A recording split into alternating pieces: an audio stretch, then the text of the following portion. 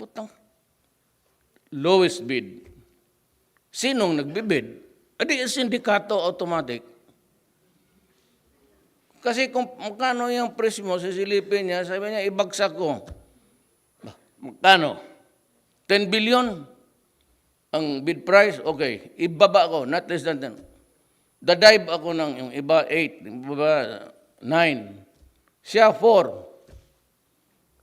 Tapos magpasok yung sindikato, ibang sindikato by regions, magtagbo. Bisaya, tagbo, Tagalog.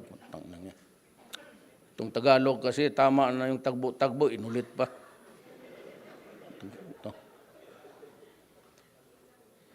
So, magtagbo sila, tapos magbid rin sila.